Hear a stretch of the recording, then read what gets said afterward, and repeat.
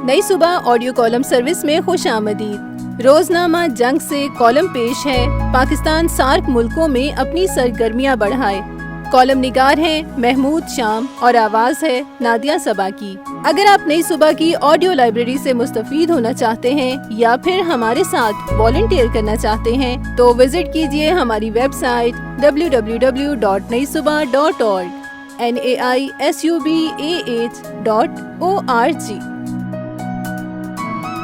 पूरी दुनिया में और ख़ास तौर पर जनूबी एशिया के मुल्कों नेपाल, बांग्लादेश, श्रीलंका, मालदीव, भूटान और अफगानिस्तान में पाकिस्तान की अस्करी बर्तरी के चर्चे हैं। जनूबी एशिया के ये मुमालिक हमेशा भारत के सियासी, समाजी, सिफारती और इक्तिसादी दबाव में रहे हैं। अब वो पाकिस्तान की तरफ भी देख रहे हैं, तो इन मुमालिक में हमें अपनी सिफारती तिजारती सरगर्मियां बढ़ानी चाहिए।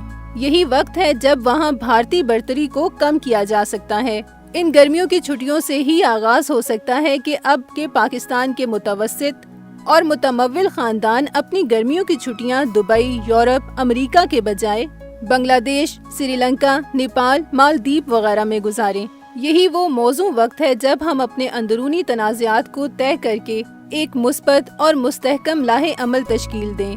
सिफारती सतह पर कोशिश की जा रही है कि दुनिया के अहम दारुल हुकूमतों में बिलावल भुट्टो जरदारी की क़यादत में एक पार्लिमानी वफ्द भेजा जाए।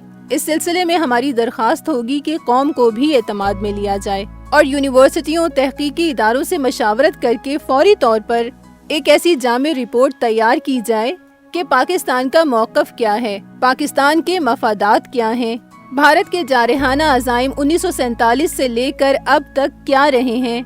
मशरक़ी पाकिस्तान में मुसलसल साजिशें की गईं। अगरतला साजिश केस का हवाला बहुत ज़रूरी है। बलोचिस्तान में कलभूषण के हवाले से मुदाखलत की तफसीलात तैयार की जाएं। 1971 के अलमिये के बाद इंडिया ने सिंध और ख़ास तौर पर कराची को अपना हदफ बनाया था। उसके बाद कितनी दहशतगर्दी हुई, कितनी हलाकतें हुई, कितने बम धमाके हुए।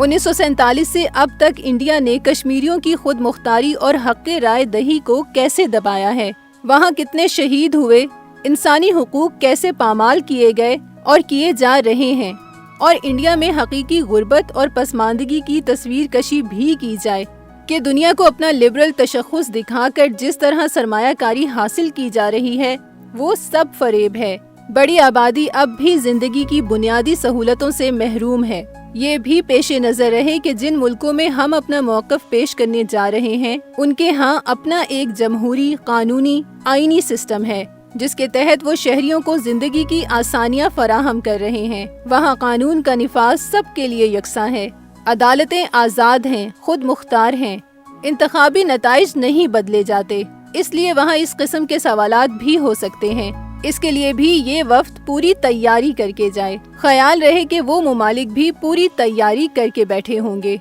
इंडिया सिफारती तौर पर उन्हें पहले ही कायल करने की कोशिशें कर रहा है। ये भी हमें तस्लीम करना चाहिए कि दूसरे मुल्कों में इंडियन सिफारतकार पाकिस्तानी सिफारतकारों से कहीं ज्यादा मुतहरिक होते हैं। हमें तो अब ये अस्करी बर्तरी हासिल हुई है, वो 1971 से अपनी बर्तरी के फल खा रहे हैं। हमारे महकमा खारिजा को भी अपनी पाक फजाइया की तरह महारत और जांबाजी का मुजाहिरा करना होगा। सिफारत खानों से बाहर निकलना होगा। पहले भी आला सतही वफूद जाते रहे हैं। कश्मीर कमेटी के चेयरमैनों और अरकानों ने दूर दराज मुमालिक के दौरे किए। क्या उन मुल्कों ने कश्मीरियों के हक़ खुद इरादियत के लिए अपना सिफारती, आलमी और इक़्तिसादी असर रसूख इस्तेमाल किया? मैं आज एक और अहम और हसास खित्ते में अपनी सिफारती सरगर्मियों को तेज करने की तरफ तवज्जो दिलाना चाहता हूँ, जो इन मुल्कों के मफाद के लिए भी नागुज़ीर है और इंडिया इससे बहुत ज्यादा परेशान भी हो सकता है। अगर ये सब कुछ बहुत दिल जमई से किया जाए तो इंडिया दबाव में भी आ सकता है और उसके अखंड भारत के मंसूबे को भी गजंद पहुँच सकती है। अखंड भारत की जद में सिर्फ पाकिस्तान ही नहीं आता, इससे बांग्लादेश के वजूद को भी खतरा है, मालदीव, नेपाल, श्रीलंका और भूटान को भी, किसी हद तक अफगानिस्तान को भी, हत्ता के सार्क से बाहर ईरान को भी और इधर बर्मा को भी। अखंड भारत में अर्जियाती तौर पर इनके पेशकार जमीन की परती इन इलाकों में भी मौजूद पाते हैं। भारत के इस नारे और इलाके में तसल्लुत के खप्त ने सार्क रुकन मुमालिक को कभी सर उठाने नहीं दिया। اب بالکل صحیح سفارتی سیاسی عسکری وقت آ گیا ہے کہ پاکستان کی ریاست، موجودہ حکمران، میڈیا، یونیورسٹیاں اس حوالے سے دباؤ ڈالیں، تحقیق کریں۔ پاکستان سارک ممالک سے اپنی تجارت اور اپنے تعلقات بڑھائے۔ سب سے پہلے تو پاکستان کو افغانستان سے اپنے تعلقات بہتر کرنے چاہیے۔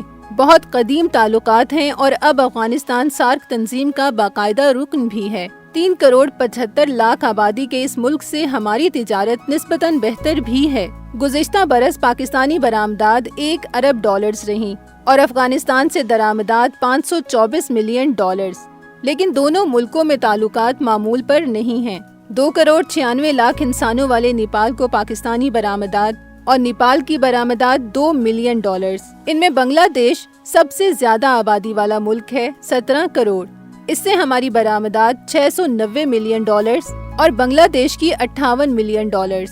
سری لنکا کی آبادی 2 کروڑ سے کچھ زیادہ، اس کو پاکستانی برآمدات 322 ملین ڈالرز اور سری لنکا کی پاکستان کو برآمدات 165 ملین ڈالرز۔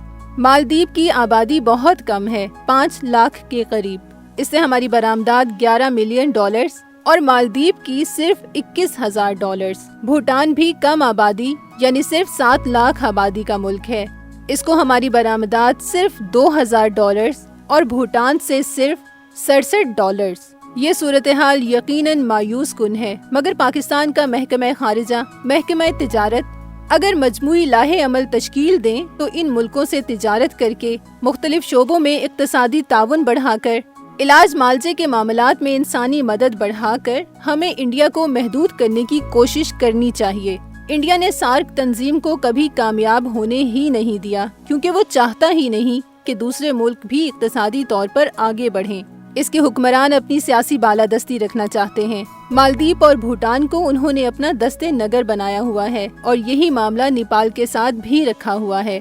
بنگلہ دیش، سری لنکا پر بھی وہ اپنا غلبہ کسی نہ کسی صورت برقرار رکھے ہوئے ہے۔ بنگلہ دیش میں گزشتہ برس کے واقعات نے انڈیا کے استحصال کو بے نقاب کیا ہے اور پاکستان سے کچھ تعلقات بہتر بھی ہوئے ہیں۔ تو یہی مناسب وقت ہے کہ ان ملکوں میں پاکستان سرکاری طور پر، سفارتی طور پر، سیاحتی طور پر اپنی سرگرمیاں بڑھائے۔ انڈیا کو تنہا کرنے کا یہ منصوبہ سب سے زیادہ مؤثر رہ سکتا ہے۔ یہ معلوماتی مواد نئی صبح کی جانب سے پیش کیا گیا۔ اپنی آراء کے اظہار کے لیے کامنٹ کیجیے یا ڈسکرپشن میں دیے گئے رابطے کے ذرائع استعمال کیجیے۔